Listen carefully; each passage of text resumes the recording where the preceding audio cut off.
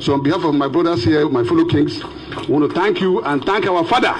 Send this message to him that we thank him. That, like I said, there's no vacancy in Aso Rock, just like there's no vacancy in the Lion Building here. Hi everyone, it's a beautiful day. Hope you're good. So don't mind the camera, I'm shooting directly from my laptop, and I think I've got to improve the resolution on this laptop because I'm seeing 1280 by 720. So maybe I'll check on that a little later, but that's the reason why it's not that clear. So just a quick one. So Oluremi Tinubu is in Enugu. She has just ended her 2-day visit to Enugu State, and a whole lot happened. I mean, Enugu was on the map again with this kinds of visit. Enugu has lately been on the map with what has been happening lately in Enugu State. The International Conference Center is like it's almost booked daily. There are also some events international events, local events that have put Enugu on the map. But this particular one is quite kind of different because it's the wife of the president. The president actually came to Enugu in January, and even though it was a huge event, this one looks like a totally different kind of event because we have women across board. The wife of most prominent Nigerians came around because, of course, it's what's quite symbolic. The Renewed Hope Initiative was extended to the east, and Enugu, being like the capital of the southeastern zone, they needed to, come through with some of the largest contingents of people. Wife of the Senate President, wife of the Deputy Senate President, wife of the Vice President, wife of this one, wife of the next, vibe of governors across the southeast. It was just a beehive of activities. It was a huge event. Some of the major highlights, was Oluremi Tinubu saying Igbo Queen. Igbo Queen. It was just a beautiful atmosphere, quite frankly.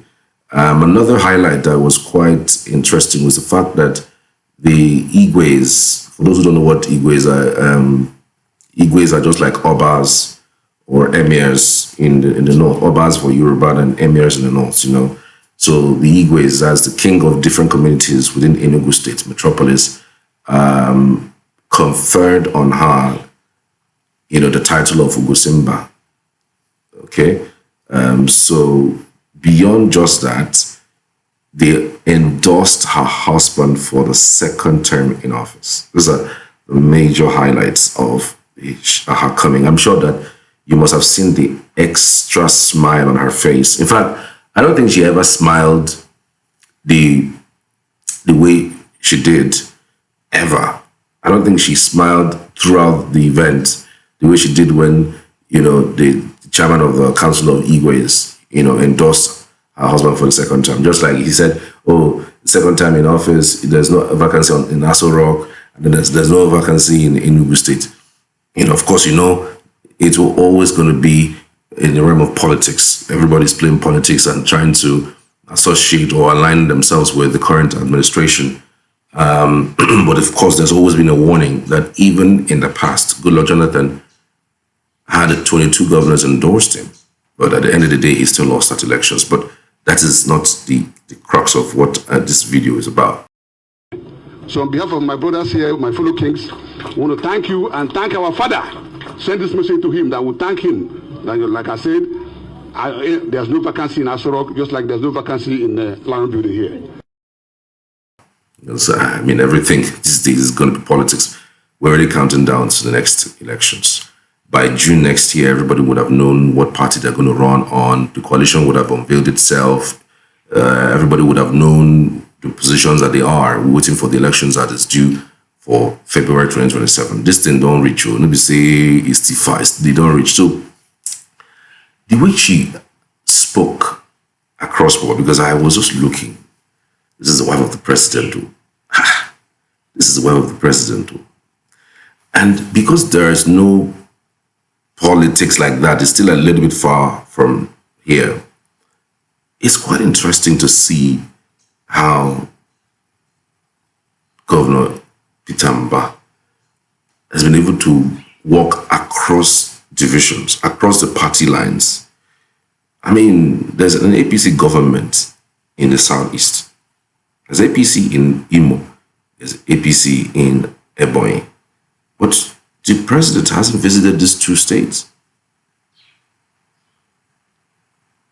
He has visited Anambra, he has visited Enugu, and you could see that, I don't know, is it me overthinking it? That's on one hand. It's interesting to see how he has been able to walk across party lines. So you really care less about what party you are in, what party you work for, what party you belong to. All he knows is come to my state, invest in my state, do what you can to improve the livelihood of the people that I work for. And that's exactly what governance is about, quite frankly. I don't have to, it doesn't have to be that this particular party this particular person is for my party. That's the reason why I am, going to their state to deliver the good of democracy. That is the reason why most people who are giving reasons that they want to align to the center, If they don't align to the center, something's going to happen, or they are trying to hoodwink people to believe them. That's why it's difficult to believe the Delta State governor, for instance, who says that he's going to APC because he wants to deliver the good of democracy, he wants to align to the center. And I'm like, excuse me, what is Enugu State a joke to you? Same thing with Akwa Ibom. Yeah, I can't fight like Wike. I want to make sure that everything that is due to my people is going to come to us. Is Enugu a joke to you? So if somebody like Rivers State defects to APC, I mean, it's understandable. Nobody's going to castigate him. In order for you to keep your position, you just have to defect. I mean, it is what it is. That's politics for you. But then, if he doesn't do it, what's the alternative? PDP are not going to do anything. They're just going to shout and shout. Nothing's going to happen. When the so-called announcement was made about the state of emergency, I was thinking that they would have gone to the highway, block the road. Atiku himself would lead a coalition of people who would block the presidents, block him, so let the people shoot at him. That's what I was thinking that he was going to do, to make it uncomfortable for the president to govern this country without making sure that they rescind that decision that they made, because it's largely unconstitutional. But no, statements here, statement here, statement here, statement here, statement here, and that's it. It ended there. So it looks as if Fubara was on his own. He was fighting on his own, and you see the hailing from outside, and after everything, it boils down to nonsense. It looks like all of his effort trying to keep his position, hoping that PDP, being the biggest opposition party, would assist in doing something much more than just releasing statement, would assist, but no, he was on his own. Now, having said that, I find it really curious to say that, like, is this Remi Tinubu? Is this Remi Tinubu that is saying Igbo Kwenu? I'm surprised. I'm shocked.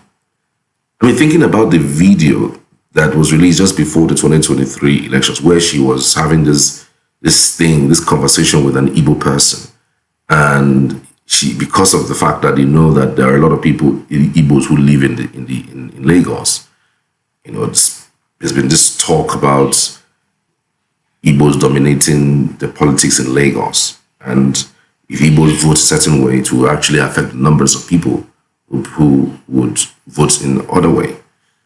I'm surprised. Like, is this the same Remi Tinubu who had a lot of words against the Igbo people, a lot of words against the Igbo tribe, and quite frankly, since then, I've been looking, there hasn't been any apologies in that direction. When politics now comes, see how quiet, see how beautiful the atmosphere is. See how wonderful, coming to Enugu to do the renewed hope agenda. Oh, to push. Oh, you have been endorsed. You have been given a crown. Oh, you are fantastic. When it comes to election, you start seeing these same people who feel so good speaking Igbo, saying Igbo Kwenu. They will now become vicious not just become vicious, they now remember that you are an Igbo person, I am a Yoruba person. They'll now remember that, look, we are not of the same level. Politics is do or die. It's either we win it or you don't win it. They will now remember that, in fact, there's this road that has been disturbing them, that the Igbos live there. So go there. The Igbos live there. They are dominating that. Once destroyed their houses. There are Igbos who have Igbo houses there. They'll now remember there's a house. There are several estates near a canal. They need to destroy. They'll now remember all those things when elections are around the corner or just within reach. All those demolition that they have been doing, that they did in Lagos, where has it taken them to? What's the result? My mind is just working double, maybe working double on me. So this is Remi can be comfortable coming to Enugu State, praising the governor, staying 2 days, eating our food, and mingling with Igbos. So this can happen. To tell you that politics in Nigeria is toxic, especially when it has to do with interests. It's toxic. To tell you also that when elections start brewing, this is the only thing that they use to divide the Nigerian people, to separate them, to start not thinking well, to start thinking ethnicity, my brother, as if your brother who has been there or who was there, who has served for a while, who remembers your name, remember that you exist. But it's true. If Tinubu becomes president, the entire Yoruba land will become gold.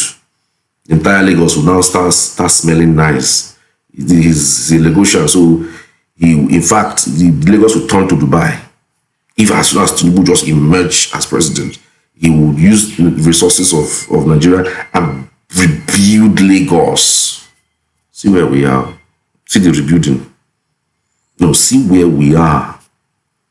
So again, I want to reiterate, there is no reason for anybody to be in any way subservient to these people using ethnicity and religion to divide us, because now that no politics, it'll be like nothing is happening, but here we are.